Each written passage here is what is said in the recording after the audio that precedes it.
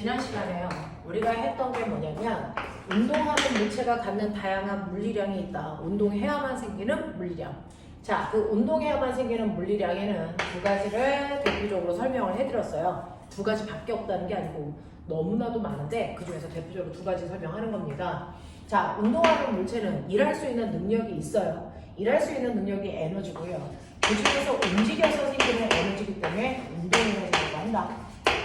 그 운동 에너지 2분의 1 mv 제곱이다. 그래서 운동 에너지는 우리가 일할 수 있는 능력이라는 값이다.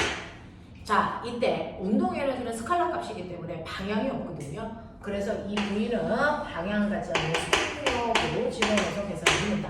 라고 하는 거고요. 그 다음에 움직이는 물체는요, 원래 운동 상태를 그대로 유지하려고 그러지 변하려고 안 해요. 그래서 오른쪽으로 가고 있으면 계속 오른쪽으로 가고 싶어 하고요. 빠르게 또 10이면 10으로 계속 가고 싶어 하거든요. 그래서 원래 운동 상태를 그대로 유지하려는 뭐가 있습니까? 운동 반성이고요. 이 운동 반성의 크기를 우린 뭐라 그러냐면 운동량이라고 써라. 이렇게 합니다. 운동 반성의 크기를 운동량이라고 합니다. 그 운동량은 물체의 질량에다가 속도라는 방향을 갖는 벡터 값으로 계산했기 때문에 운동량 자체가 방향성을 갖더라 라고 얘기를 했어요. 그래서 실제로 어떤 물체가 벽을 향해서요 2kg짜리 물체가 오른쪽으로 2m으로 가다가 벽에 튕겨서 나옵니다. 이렇게 벽에서 튕겨서 나올 때요 이 아이가 운동량이 변했냐 안 변했냐 라고 얘기하면 실제로 크기만 보면 질량에다 속도를 곱하는 거니까 얘는 4kg/m/초라고 하는 처음의 운동량을 가지고 있다가요. 시간이 지나도 운동량의 크기는 똑같이 2의 빠르기로 크기가 나왔기 때문에 크기는 똑같이 4kg/m/초지만 방향이 반대다. 하나는 오른쪽 방향, 하나는 왼쪽 방향이기 때문에 나중 운동량은 -4다. 그래서 얘는 운동량의 변화가 생긴 겁니다. 됐죠? 그 운동량의 변화량은 무조건 나중값에서 처음값을 빼셔야 되거든요. 나중값은 플러스 4고 처음값은 -4니까 이거 빼시면 운동량의 변화량은 8만큼 생겼다. 이렇게 보시는 게 맞죠? 됐죠? 네. 나중값이 -8이군요. -4군요. 처음값이 +4군요. 그러니까 운동량의 변화량은 -8만큼 생겼어요. 다시 말해서 마이너스로 잡아놓은 왼쪽 방향으로 운동량이 8만큼 바뀌었어요. 이렇게 얘기하는 게 맞다라는 거죠. 됐죠? 자, 그래서 운동량이라고 하는 운동 반성의 크기도 구할 수 있고요. 그 다음에 운동량의 변화량도 구할 수 있다. 이 운동량의 변화량을 우리가 뭐라 그러니? 충격량? 그 충격량이라고 하는 운동량의 변화량은요. 나중 운동량에서 처음 운동량을 뺀 값으로 구할 수 있는 이조차도 왼쪽 오른쪽 방향을 갖는 얘도 벡터 값이다. 이렇게 됩니다. 근데 운동량이 벽에 부딪힐 때 왜 바뀌어야 돼? 그건 벽으로부터 부딪히는 순간 힘받았기 때문이고요. 그 힘을 얼마나 오랜 시간 동안 받았느냐에 따라 충격량의 크기가 결정되는 거죠. 그래서 충격량이라는 건 FT로 계산하고 이 운동량의 변화량에 해당되는 방향이 바로 힘을 받은 방향을 얘기하는 거다라고 얘기했습니다. 됐죠? 그래서 여러분들은 운동량과 충격량이라고 하는 개념을 잡아드렸고 그 다음에 이러한 물체가 운동하다가요 서로 다른 두 물체가 가다가 쾅 하고 부딪힐 수 있어요. 예를 들어서 10kg짜리 물체가 앞쪽으로 1의 빠르기로 가고 있는데 뒤쪽에 2kg짜리 아이가 5의 빠르기로 가고 있다면 당연히 시간이 지나면 충돌을 하겠죠.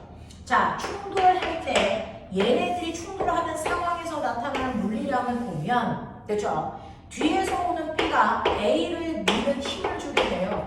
근데 반작용으로 A도 B한테 같은 크기의 힘을 단지 반대 방향으로 줍니다. 그리고 힘을 주는데 걸린 시간은 같습니다. 맞죠? 자, 그렇게 되면 각각의 FT라고 하는 충격량의 크기가 각각과 크기는 같다는 얘기죠. 방향만 반대인 것 뿐이죠. 자, 이렇게 되면 A의 운동량의 변화량과 B의 운동량의 변화량이 똑같기 때문에 여러분들이 보시면 됐죠? B의 운동량의 변화량과 A의 운동량의 변화량의 크기는 같다. 발치 방향은 반대다.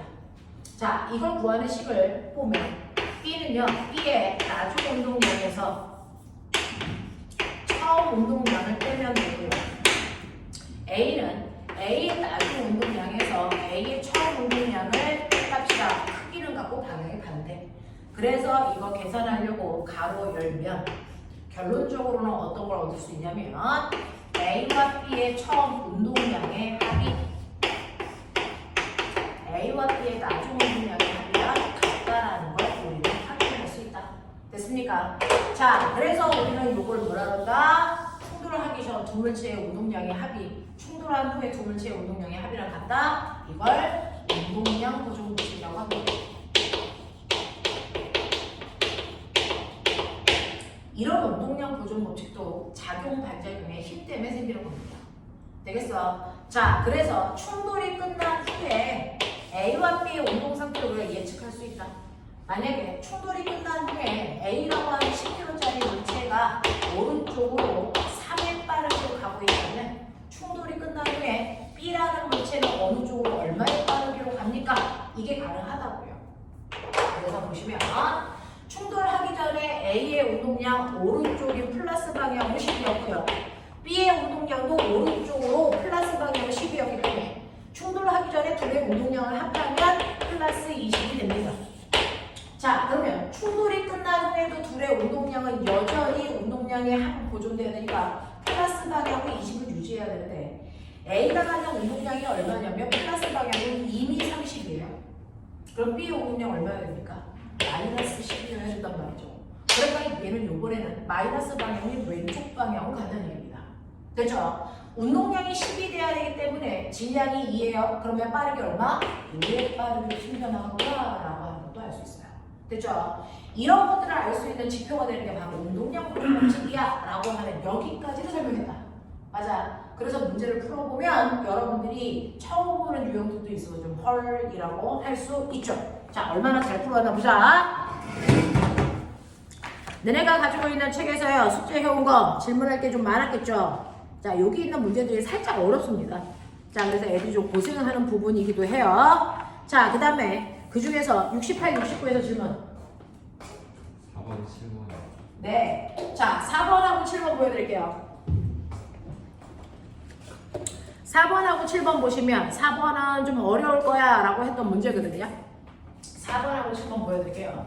자, 처음 봐서 그런데 지금 우리가 문자 계산이 익숙하지 않아서 그래요. 하다 보면 문자가 숫자보다 좀 편합니다. 자, 그러면 한번 적응해보죠. 여러분들이 가지고 있는 4번 보시면 그림은 마찰이 없는 수평면에서 질량이 MA인 수레 A와 정지해 있는 수레 MB인 수레를 향해서 V0의 속력으로 A가 가고 있어요. 그리고 나서 충돌을 하고 나서는 얘네들이 한꺼번에 둘이 붙어서 움직인다는 얘기죠. 자, 그랬을 때 B가 받은 충격량의 크기가 얼마야? 라고 하면 B가 받은 충격량의 크기를 구하는 게 방법. 됐죠? 자, 그러기 위해서 우리는 운동량 보존 법칙이라는 걸 써야지.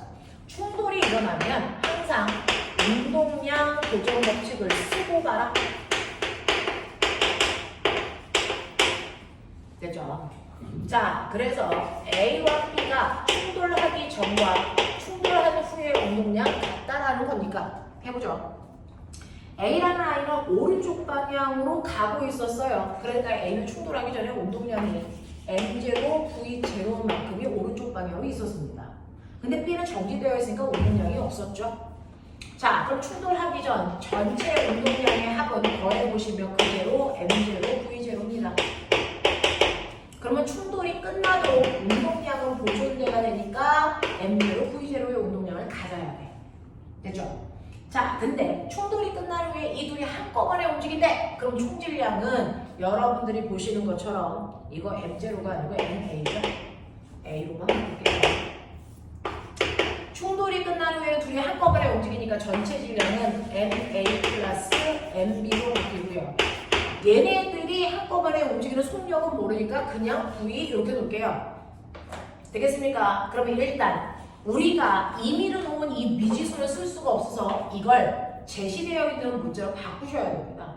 됐죠? 그러면 결국은 이 값이랑 같아야 된다 이 뜻입니다. 그러면 우리한테 제시되어 있지 않은 문자 나중 속도 이거 계산해 보시면 MA 플러스 MB 분의 MA V 제로 이렇게 쓰는 이게 바로 나중 속도가 되겠죠. 자, 그러면 이렇게 해서 나중 속도를 구해 놓으시면 여기에서 이제 물어본 건 뭐냐면 충돌이 끝난 후에 B의 운동량이 얼마니? 라고 하는 B의 충격량을 물어본 겁니다. 자, 여러분들이 보시는 것처럼 B의 충격량이 얼마겠습니까? 라고 하는 B의 충격량은 B의 운동량의 변화량을 물어본 거야. B의 운동량의 변화량은요. B의 나중 운동량에서 B의 충돌하기 전에 운동량을 빼면 되는데 머리 있는 척 해봐. B는 처음에 움직이지 않았다고 얘가 0이라고요. 그러면 어떤 일이 발생하냐면 B의 나중 운동량이 운동량의 변화량이자 충격량이야. 그러니까 우리한테 B의 충격량을 구해달라는 얘기는 B의 나중 운동량을 구해달라는 얘기죠. 그 얘기예요. 자, 그러면 운동량은 어떻게 구하냐면 B의 질량에다가 B의 나중 속도를 곱하면 돼. 이거죠. 됐어? 그 중에서 B의 나중 속도 구했잖아요? 이거죠. 같은 속도로 가니까. 여기다가 B의 질량만 곱하면 되겠네요. 그래서 여기다가 B의 질량만 이렇게 곱하시면 이게 바로 B의 충격량이라고 하는 B의 나중 운동량이 돼요. 하겠죠? 생각보다 간단해요. 요렇게 푸는 겁니다. 요렇게 푸는 겁니다.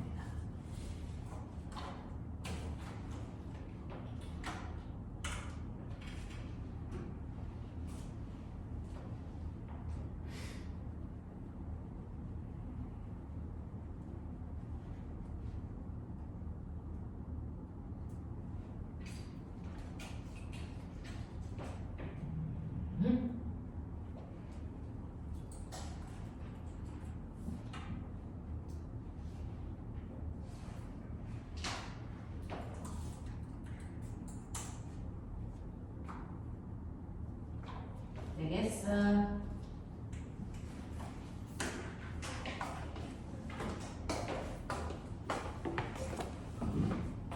자, 그 다음에 너네 나한테 7번 물어봤어. 그림은 마찰이 없는 수평면을 따라서 직선 운동하던 질량이 3kg의 물체에 수평 방향으로 힘을 작용하는 동안 물체의 속도가 시간에 따라 바뀌는 걸 봤다. 자, 선생님이요. 저번 시간에 너네한테 그래프 2개 소개해 드렸었는데요. 충격량을 나타내는 그래프.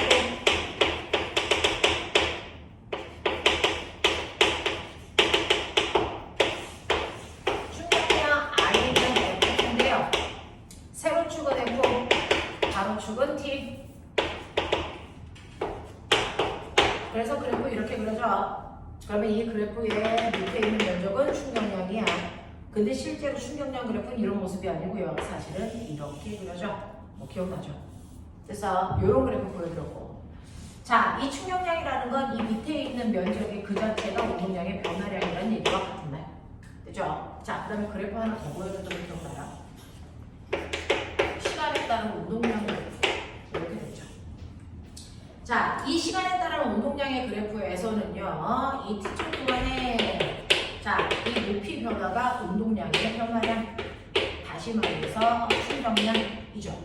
그리고 그래프의 기울기가 이었어요.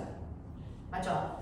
자, 근데 이러한 운동량은 질량에다가 속도를 곱한 거니까 이거를 질량으로만 나누면 됐어. 속도 그래프로 바뀌어. 그랬어요. 그래서 모양 그대로가 바로 VT 그래프의 형태를 띄어. 그러면은 이 그래프의 기울기는 가속도가 되면 간거리로 해석할 수도 있어. 이런 얘기였어. 근데 지금 여러분들이 보는 7번 그래프는 VT 그래프예요. 여기에다가 질량만 곱하면 운동량으로 바꿀 수도 있어요. 그래프 모양 그대로예요. 그런 얘기를 하는 거잖아요. 됐죠? 자, 얘는 3kg라고 그랬어요. 지금 여러분들이 보시는 7번 문제는 이렇게 그려져 있어서 그래프의 개형이 이렇게 나와요. 여기가 마이너스 2고요. 여기가 3이고요. 여기가 6이고요.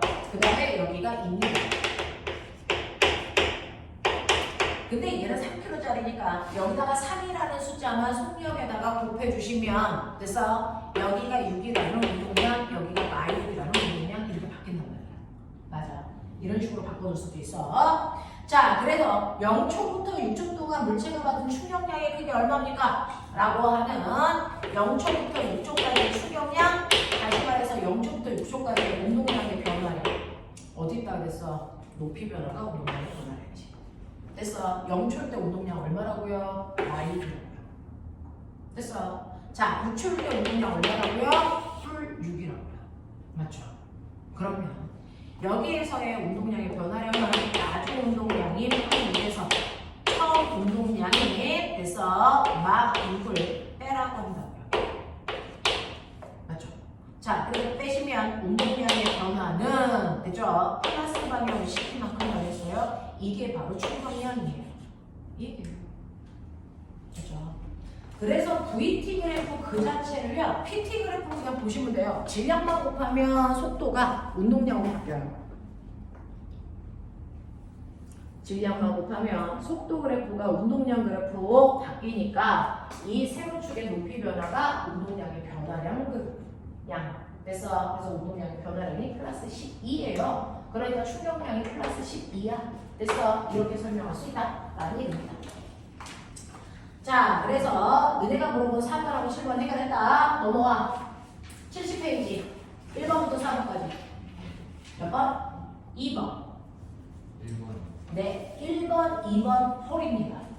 됐죠? 네.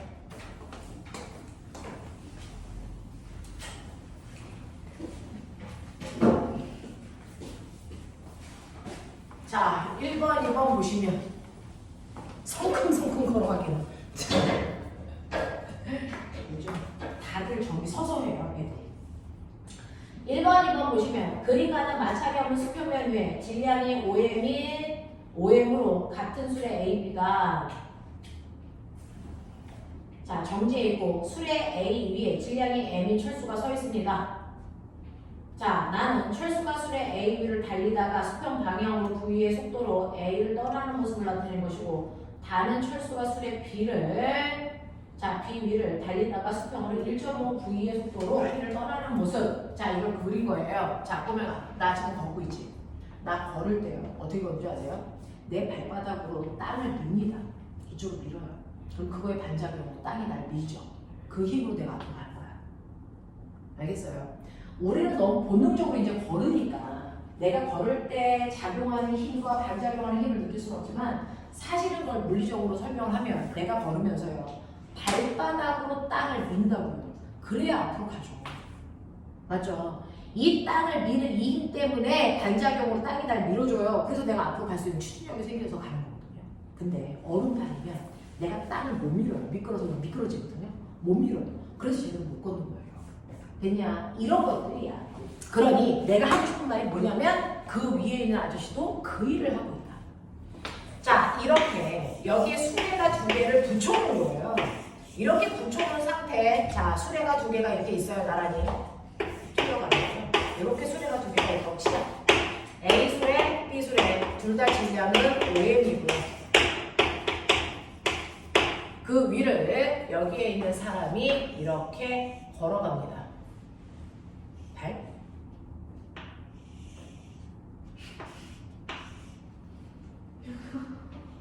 최선을 다했다. 자, 걸어간다. 자, 그러면 맨 처음에 이 아이가 정지되어 있다가 이렇게 걸어가는 거라서 자, 요 상황만 보자. 자, 내가 걷는 그 자체가요. 사람하고 수레 사이에 힘을 주고받는 거니까 우린 충돌하는 상황이다 이렇게 표현해도 된단 말이야. 됐어? 충돌하는 상황이라서 맨 처음에 멈춰있다가 여기를 떠날 때까지가 충돌 전, 충돌 후 이렇게 보시면 돼요. 알겠어? 중간은 의미가 없고요. 끝과 끝만 보시면 돼요. 자, 그래서 충돌하기 전 A와 사람을 보시면 둘 다 정지되어 있기 때문에 충돌 전의 운동량이 합이 0이야. 그러면 충돌이 끝난 후에도 둘의 운동량의 합이 0이 돼야 돼. 운동량 보존법칙 성립해야죠. 됐죠? 근데 맨 처음에 멈춰있던 아이가 따다다다 걸어서 여기를 이렇게 날아가는 동안 그래서 날아갈 때 얘 속력이 얼마냐면 V예요. V. 됐죠? 그럼 오른쪽 방향을 플러스로 하면 여기를 날아갈 때 사람의 질량은 M이니까 이 사람은 운동량이 MV죠. 이해돼요? 그러면 여기 돼야 되니까 수레의 운동량은 마이너스 방향으로 MV의 속도를, MV의 운동량을 가져야 되죠. 그래야 합이 0이죠. 이렇게 되는 거예요. 되겠지? 자, 그 중에서요. 그럼 수레가 MV가 돼야 되는데 문제는 수레의 질량이 5M이란 말이에요. 그러면 이 수레가 마이너스니까 사람이 앞으로 가라고 하면 수레는 뒤로 밀린다는 얘기입니다. 왜? 내 발바닥으로 땅을 뒤로 미니까. 이 수레는 뒤로 갑니다. 됐죠? 얼마에 빠르게 가야 될까? 얘는 뒤쪽 방향으로 5분의 1V의 속도로 가셔야 이거 곱한값이 마이너스 MV가 되겠죠. 알겠습니까? 그 얘기입니다. 그래서 사람이 붕 뜨는 순간 이 수레는 마이너스 방향으로 5분의 1V로 가고 있어. 이 뜻이에요. 이겁니다. 그래서 나는 끊임없이 지구를 뒤로 밀고 있어요. 됐죠? 자, 그리고 나면 이제 A와의 충돌 끝났어. B랑 충돌해야죠. B와 사람 사이의 충돌이 일어납니다. 자, 충돌하기 전에요. B 수레는 가만히 있었지만 사람은 V의 속도로 오고 있잖아요. 그래 그게 운동량이 MV입니다. 그래서 충돌하기 전에 두 물체의 운동량을 합하면 MV가 돼요. 그러면 충돌이 끝나도 여전히 MV를 유지해야 된다? 이런 얘기입니다. 자, 근데 여기에서 사람이 다시 붕 하고 날아갈 때요. 이 사람의 속도가 더 증가했죠. 1.5V. 그러면 사람의 운동량은 1.5 MV가 된단 말이에요. 근데 합이 MV가 돼야 되기 때문에 B 수레의 운동량은 마이너스 방향으로 0.5 MV를 갖는 거구나. 이렇게 간다고요. 이해합니까? 근데 똑같아요. 마이너스 방향이니까 수레가 얘도 뒤로 밀리네. 그렇죠. 발바닥이 뒤로 밀었으니까.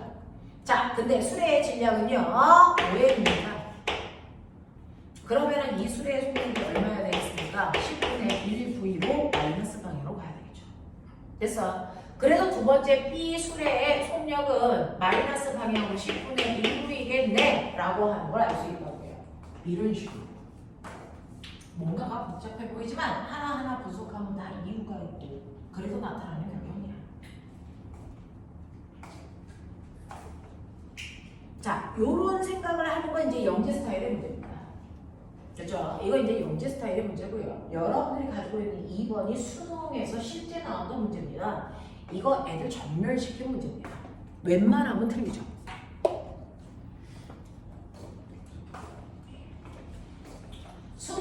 수능을 볼 때 물리를 선택한다? 우리나라 아이들 중에서 극과 극이다. 물리 100점 자신 있는 아이들, 영재 과거 이쪽 아이들은 물리 선택합니다. 그리고 어차피 아무거나 봐도 점수 안 나올 아이들, 걔네들도 물리 봅니다. 물리 본다 그러면 약간 멋져 보여서 물리 본다 그래요. 그래서 극과 극의 아이들이 봅니다. 그래서 물리는 1등급이 50점 만점에 50점이 나와요. 그러니까 여러분들이 물화생지 수능에 선생님이 고3에도 또 가르치잖아. 수능에서 1등급 점수가 만점 나오는 과목 많지 않습니다. 근데 물리는 거의 만점입니다. 화학도 50점 만점에 1등급 47 나오거든요. 생물도 그래서 지구과학도 대부분 47에서 46 사이가 1등급 점수야. 근데 물리는 50점이야. 그 끝에 있는 아이들이 시험 보거든요.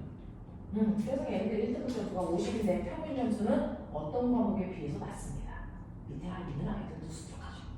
그래서 뭐 그런 거야. 자, 어쨌든 그런 아이들이 이제 물리를 시험을 보는데요. 자, 그 중에서 이번 문제는요. 전체 물리를 선택한 아이들의 80%가 틀린 문제입니다. 정답률이 20%가 안 나오는 문제예요. 그러니 너네가 이거 앞에 있는 개념 한 번 배우고 나서 이 문제를 풀 수 있다? 대단한 겁니다. 대단한 거예요. 자, 그림은 물체 A를 높이 H인 곳에 가만히 놓아 수평면에 정지해 있는 물체 B와 충돌하게 한 후에 A가 수평면에서 V의 속도로 운동하고 있고 B가 최고 높이 EH인 곳에서 올라가는 모습을 나타낸 것이다. A와 B의 질량을 각각 3mm, 충돌하기 직전에 A의 속도를 V0 이며 양쪽 빗면의 경사가 같다고 했을 때 충돌이 끝난 후에 A의 속도는 얼마이겠습니까? 라고 하는 뭐 그런 얘기들이 나와 있어요. 일단은 물리는 많이 풀어보셔야 이렇게 복잡한 상황을 설명할 때 빠른 속도로 이해가 됩니다. 자, 양쪽의 경사면의 각도가 똑같다는 거죠. 자, 그랬을 때 맨 처음에 바닥으로부터 높이 H인 곳에 우리의 A가 처음에 정지되어 있었어요.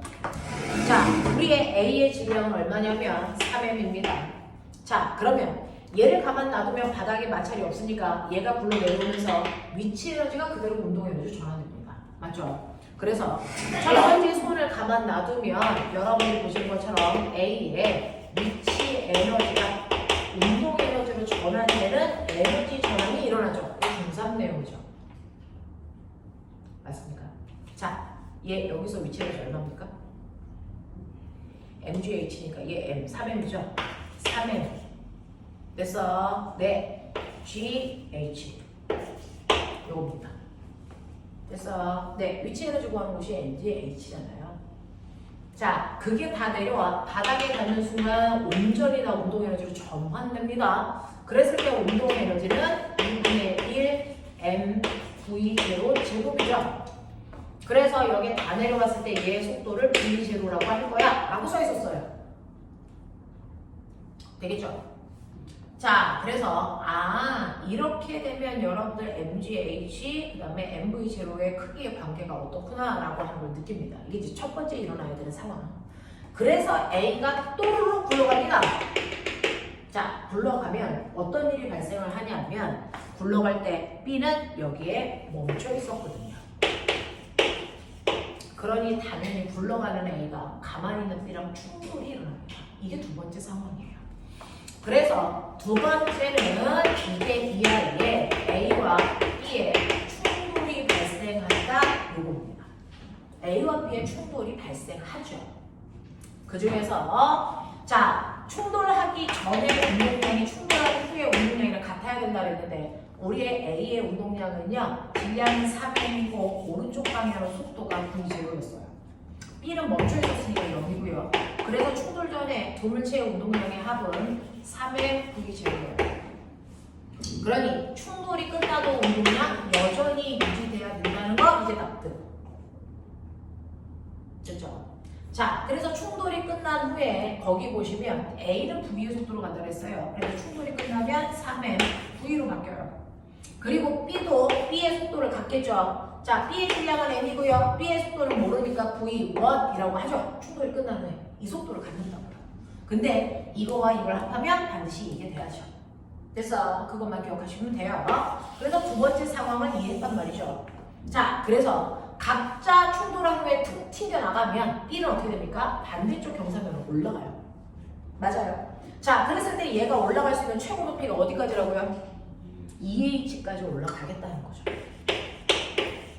여기에 왔을 때 순간 속도가 0이라서 더 이상 못 올라가 이런 얘기야. 자, 그럼 세 번째 상황은 B가 경사면으로 올라가는 거구나. 그러니까 B의 운동 에너지가요 거꾸로 B의 위치 에너지를 바뀌는 그 순간까지 가겠구나. 이 얘기예요. 그러면 B의 운동 에너지는요 2분의 1 m v n 제곱이었고요. 이게 그대로 위치 에너지로 전환되는 거니까 위치 에너지요 m, g, e, h 요만큼이구나. 이 크기가 이 크기구나. 여기까지 할 수 있어. 됐어? 자, 이렇게 써져 있는 내용을요 세 가지 형태로 분석했어요. 복잡할수록 끊어가서 읽어요. 끊어 읽어요. 그래야 내용이 정리가 됩니다. 됐죠? 이렇게 세 가지 상황을 설명하고 있구나. 됐냐? 그러면 이제 이거 한 방법을 보여드릴게요. 여기까지 끊어놓으면 다들 요 식은 이제 쓸 수 있어요. 요것도 쓸 수 있고요. 이런 관계가 있다는 거 앞에서 연습했잖아요. 다 쓸 수 있다고요. 근데 이걸 조합할 수 있는 눈 이제 보여드릴게요. 분석은 끝났어. 그러면 우리한테 구해줘라고 한 건 요거 구하라는 얘기거든요. V값. 그죠? 요거 구하라는 거예요. 충돌이 끝난 후에 A의 속도가 얼마입니까? 요거 구하라는 얘기야. 그래서 저는 그걸 구할 건데 그 전에 여러분들이 보시면 여기에 쓸데없는 V1이라는 문자도 지워야 되죠. 자, 요거 잘 보시면요. 여러분들이 뭐가 나오는 거냐면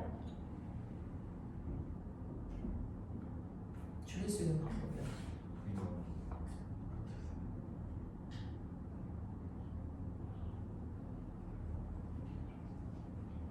뭔가로 다 바꿔보려고.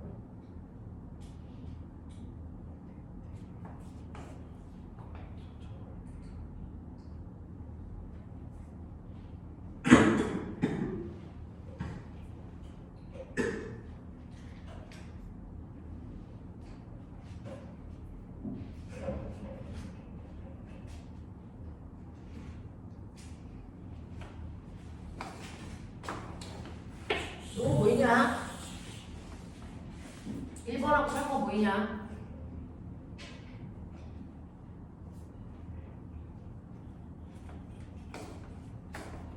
이거 보시면요. MGH가 얼마로 치환이 됩니까? 6분의 1 MV0의 제곱으로 치환이 되죠. 맞아? 이거 넣으면 되잖아. 맞지? 여기 MGH 보이지? 거기다 넣으면 되지. 이거 EMGH 아니? 그러면 MGH 자리에다가 요거 대입하면 어때? 같아 라고 써있잖아. 네, 그거 하려고요. 저 그거 하려고요. 그래서 2분의 1 MV1의 제곱이 저거 집어넣으시면 3분의 1 MV0 제곱이랑 같다. 이렇게 바뀌어요. 대입하면. 맞아? 네, 그렇지. 현란한 산수있지? 잘 따라와봐. 쉽지 않아. 자, 그래서 보시면 이렇게 날아가죠. 안 날려도 되나? 날려야 되는 거죠? 네, 날리는 게 낫죠. 그러면 V1의 제곱은 3분의 2 V0의 제곱이고요. 제곱 띄면 루트 씌우면 되죠. 맞아? 이렇게 된다고요. 그래서 이게 V1의 크기라고요.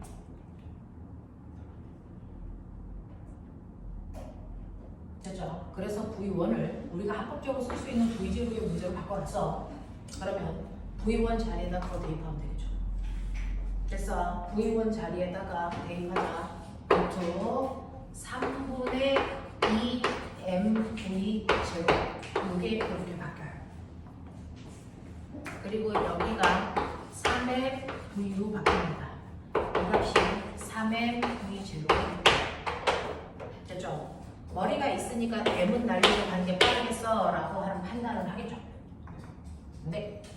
그러면 3V 더하기 루트 3분의 2V0가 3V0야. 근데 원래 이렇게 답이 더럽게 나와? 자, 3V는 3V0 마이너스 루트 3분의 2V0야. 그럼 V는 V0 마이너스 어떻게 할까? 27분의 2V0 이렇게 되는 거야? 맞죠? 이렇게 나와요? 이렇게나 들어와요 속도가? 네. 그러면 답이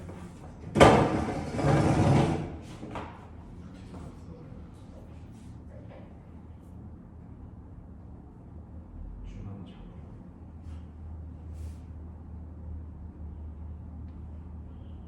1 마이너스 루트 27 V0 마이너스 3으로 나눠. 그러면 9니까 3분 27분의 2 맞는데? 내가 어디에서 틀려서 산수? MV0 M 3MV 더하기 MV1은 3M V0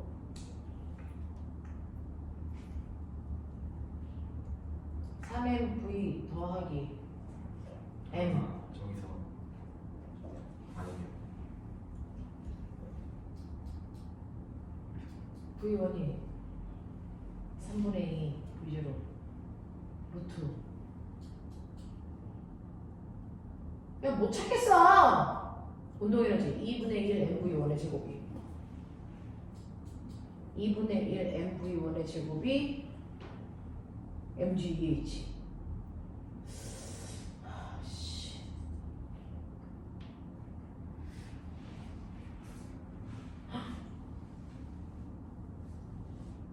여기 3이 빠졌는데? 질량이 3이잖아.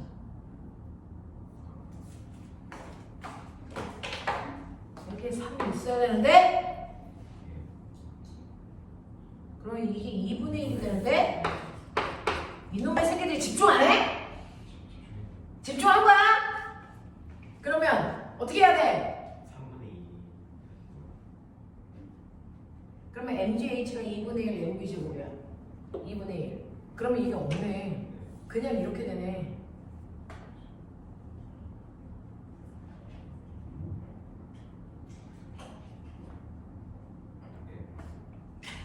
그러면 V1의 제곱이 2, V0 제곱이고 이렇게 되네. 이렇게 되네.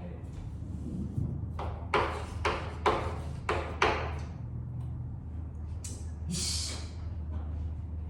그러면 이제 저기다가 집어넣으면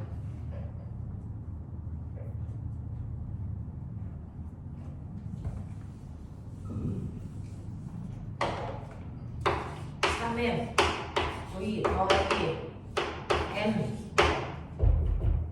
루트 2 V0는 3M V0 M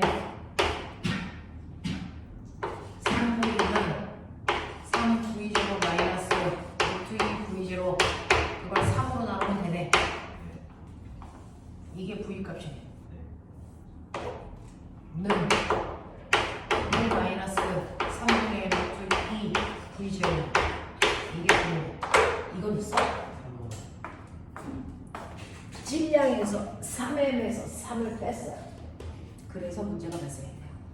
됐죠? 이렇게 되면 이제 서울대는 못 가죠. 산수 한번 틀리는 순간 서울대는 포기. 네, 이렇게 되는 거죠. 서울대 다시 썼다. 다시.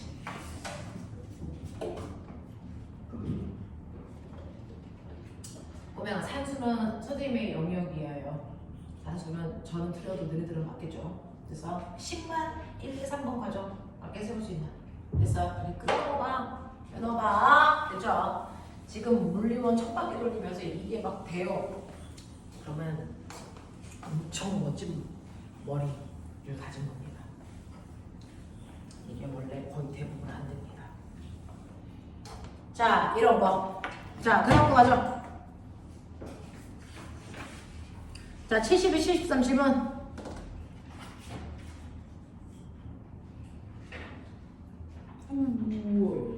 뭐? 몇 번? 6번. 자, 6번 보시면 그림가는 질량이 야, 너네 여기 옆에 고난도라고 써져 있으면 은근히 안 풀고 질문하려는 경향성은 나쁜 경향성이라고 본다 내가. 자, 그림가는 질량이 M으로 같은 물체 A, B가 도르래를 통해 실로 연결되어 있을 때 빗면에 놓인 A를 손으로 잡아 정지해 있는 모습을 나타낸 것입니다. 이때 지면에서 B까지의 거리는 H입니다. 그림나는 손을 놓았을 때 B가 4분의 G에 가속도로 등가속도 직선운동하는 모습을 나타낸 것입니다. 여기에 대한 설명으로 맞는 걸 찾으세요 라고 하는, 요즘에 물리원에서요 이제 낼 게 없다 보니까 경사면을 내기 시작해서 경사면에 대해서는 여러분들이 조금 기억을 하셔야 될 것들이 있어요. 이거는 이제 물투 개념에서 나오는 건데 여러분들이 조금 알아놓고 가셔야 문제가 해결됩니다. 자, 경사면에서는요, 됐죠? 이렇게 경사면에 물체가 있으면 그 물체의 질량이 M이니까 중력은 지금 중심 방향 이쪽으로 무게가 작용한단 말이죠. 근데 이런 식으로 무게가 작용하는데 경사면에 놓으면 이 물체는요 힘을 받는 중력 방향이 아니고 경사면 아래쪽으로 끌려 내려가요. 됐어? 그러면 거꾸로 얘기하면 누군가가 경사면 아래쪽으로 힘을 주고 있다는 거잖아요. 근데 나는 안 땡겼는데 혼자 내려가요. 왜일까요? 이 중력이.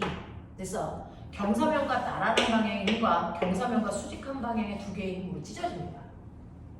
됐어? 예를 들어서 이런 식으로 힘이 찢어지게 되면요 이 두 힘이 중력에서 분리되기 때문에 중력에서 이 방향으로 수선의 발, 이 방향으로 수선의 발을 내린 만큼 크기의 힘을 만들어내요. 됐어? 네, 그래서 중력이 경사면과 나란한 방향과 경사면과 수직한 방향의 두 힘으로 나눠진다. 됐어? 그때 요 힘 때문에 물체가 내려가는 거다. 예를 들어 이 각도가 세타다. 너네 아세요? 요 각도가 세타인 거? 됐냐? 그러면서 얘하고 얘가 평행하기 때문에 이 자체가 지각삼각형이 됩니다. 그래서 이 두 힘으로 찢어진 겁니다. 알겠어? 그중 경사면 아래쪽으로 물체를 잡아당기는 힘이요. 얼마냐면 바로 이게 요 값이기 때문에 이게 mg 사인 세타 값이 됩니다. 그죠? 질량의 m인 물체를 경사면에 놓으면 경사면 아래쪽으로 잡아당기는 힘이 mg 사인 세타만큼 생겨요. 경사면을 콩 누르는 이 힘이 직각삼각형의 밑변이에요. 그래서 이 힘의 크기는 mg 콩 눌러 세타만큼 생겨요. 됐어? 네. 그래서 이런 식으로 경사면 위에 어떤 물체가 놓여 있으면 이 물체의 중력이 두 개의 힘으로 분해된다. 그것만 돼요. 그래서 경사면 아래쪽으로 잡아당기는 mg 쌍 내려가 세타라는 힘과 얘들한테 그렇게 가르쳐줘요. 경사면을 수직으로 누르는 mg 콩 눌러 세타의 힘으로 나눠집니다. 맞아요. 자, 그래서 경사면에서는요, 이 경사면의 각도에 의해서 아래쪽으로 잡아당기는 힘의 크기가 결정돼요. 여기죠? 네, 그러니 여기에 이렇게 어떤 물체를 경사면에 매달아 놓으면 됐죠? 이 경사면 아래쪽으로 무게 때문에 힘이 작용한다라는 것만 기억. 그래서 얘는 스스로 아래쪽으로 내려가는 힘이 생겼구나. 그것만 인정. 알겠어? 그걸 인정해야 문제가 풉니다. 자, 이렇게 되어 있고요. 그리고 고정대로를 통해서 반대쪽에 자 물체 질량이 m인 애를 이렇게 놔요. 그러면 실제로 얘는 지구의 중력 때문에 아래쪽으로 mg로 잡아당기고요. 얘는 mg 사인 세타니까 mg보다 작은 힘이 생기겠죠. 그럼 당연히 이쪽의 힘이 크니까 얘가 내려가고 얘가 끌려 올라가야 정상이겠죠. 그러지 않게 하기 위해서 이쪽 아래쪽으로 됐어. 손이 잡아당기는 힘도 줘. 그래서 결국은 아래쪽으로 손이 준 힘과 이 물체의 무게에서 나오는 이 두 힘의 합이 이 값이랑 같아야 된다는 얘기죠. 그래야 정지되어 있어요. 납득하니? 예를 들어 아래쪽으로 잡아당기는 힘이 20N이라고 치자. 그러면 20이라는 힘으로 얘를 당길 건데요. 얘가 끌려가지 않으려면 이 물체의 무게에 의해서 아래쪽으로 작용하는 힘이 5N이라고 치자. 그러면 사람은 아래쪽으로 얼마의 힘을 더 줘야 돼? 15N의 힘으로 당기고 있어야 안 끌려가겠죠. 그 상황이란 얘기야. 이런 식으로 숫자를 줘서 이해를 해봐. 자, 이 상황이야. 자, 그랬다가 이제 내가 손을 놔. 손을 놓으면 15N의 힘이 없어지잖아. 그러니까 당연히 얘가 내려가고 얘가 끌려가겠지. 그 상황이라는 거야. 됐어. 하지만 아무리 손을 놔도 여기 5N은 여전히 유지돼. 알겠어? 네, 그것만 이해하자. 이건 이 얘기입니다. 자, 그러면 이때요. 여러분들이 알고 계셔야 되는 거 얘는 이렇게 해서 쭉쭉 내려가고요. 이때 가속도가 4분의 g야 라고 하는 손을 놨을 때 얘가 내려갈 때 가속도가요. 4분의 g라고 했어. 자, 그러면 우리 선생님이랑 만났을 때 두 번째 시간에 했던 거. 자, 여러분 이때 작용한 알자힘이라는 거. 알자힘이야. 얘는 일로 잡아당기는 게 mg. 얘는 이쪽으로 잡아당기는 게 F1. 맞습니까? 근데 알자힘이 얼마입니까? 라고 하면 mg에서 그 경사면 아래쪽으로 잡아당기는 F1을 빼야죠. 이게 알자힘이죠. 그 알자힘을 질량으로 나누면 뭐가 된다? 가속도. 맞아요. 질량은 두 물체가 한꺼번에 움직이니까 2m이고요. 알자힘은 mg-F1이라고 되는데 이 가속도가 바로 4분의 1 g란 얘기야. 이해되니? 이렇게 한 거잖아. 이렇게 한 거잖아. 자, 그러면 이거 가지고요. 우리가 뽑아낼 수 있는 게 뭐가 있는지 보죠.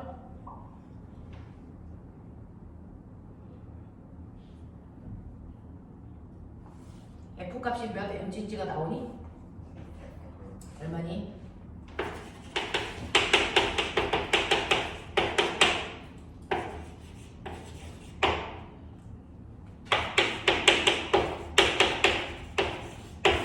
이렇게 나와요.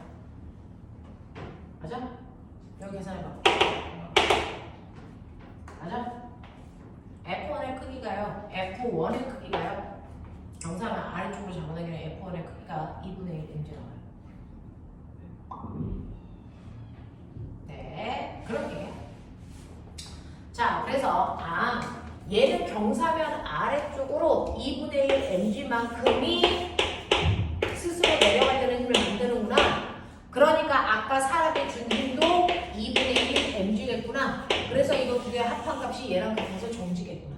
알겠습니까? 여기까지는 해결을 했어. 자, 그러면 이제 볼게요. 자, 기억. 가에서 실이 A를 당기는 힘의 크기는 얼마입니까? 라고 했어요. 가에서요. 실이 A를 잡아당기는 힘. 자, 꼬맹아. 실 몇 가닥? 한 가닥.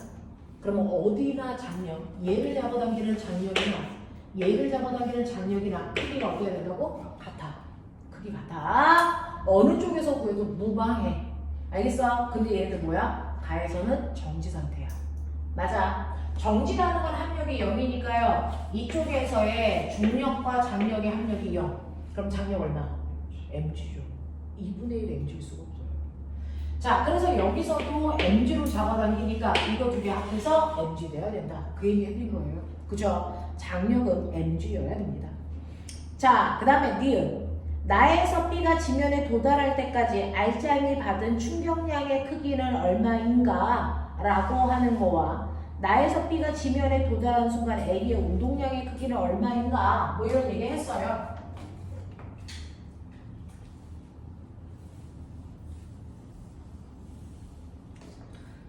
자, 지면에 도달하는 순간에 충격량, 운동량 이거 묻는 건데요. 여러분들 보시면 운동량은 mv예요. 근데 얘네들이 한 덩어리로 묶여있기 때문에 모든 순간의 속도가 같습니다. 그래서 모든 순간의 속도가 같은데 얘네들이 질량도 같아요. 그러니까 모든 순간의 운동량이 같다는 얘기야. 그래서 모든 순간 운동량이 같습니다. 질량과 속도가 같으니까. 그러니까 A 거 물어봐도 B 거 물어보니까 같은 말이다. 알겠어? 네, 요것만 하고 잠깐 끊을 테니까 눈에 힘을 좀 줘. 자, 그랬을 때요. 여러분들이 받은 B가 받은 충격량이 얼마니? 그 다음에 A의 운동량이 얼마니? B가 받은 충격량이 얼마니? 요거부터 해결하자. B가 받은 충격량은 B의 운동량의 변화량이야. 근데 아까 했지? 운동량의 변화량은 나중 운동량에서 처음 운동량을 뭐 하면 된다고? 빼면 돼. 근데 처음 운동량이 얼마라고? 0이라고. 그러니까 B가 받은 충격량이라고 하는 건 B의 나중 운동량을 구하라는 얘기야. 근데 이게 누구 거랑 똑같아? A 거랑 똑같아. 그래서 B의 충격량 구하라. 그러면 A의 운동량 구하면 돼. 그래서 같은 말이라고. 이렇게 됐다고. 됐죠? 네. 그러면 우리는 A던 B던 나중 운동량, 그 나중이라는 건 뭐야? 얘가 H만큼 내려오는 순간의 속도를 구해야 돼. 그걸 질량으로 곱하면 돼. 예, 하겠어? 자, 근데 나 물어볼게요. 그러면 얘는요, 내려올 때 4분의 1 G라는 가속도로 내려올 건데 H만큼 내려올 건데 내려올 때 걸린 시간 얼마 줬어? 안 줬죠. 그게 힌트죠. 뭐 쓰라는 얘기야? 시간을 안 줄 때 우리가 쓸 수 있는 유일한 거고 EAS는 그거 쓰라는 얘기잖아요. 얘 내려오는데요. 자, 가속도는 일정하게 4분의 1 G의 가속도로 H만큼 내려올 건데 이때 여기에 걸린 시간을 모르니까 나중에 또 모른다고.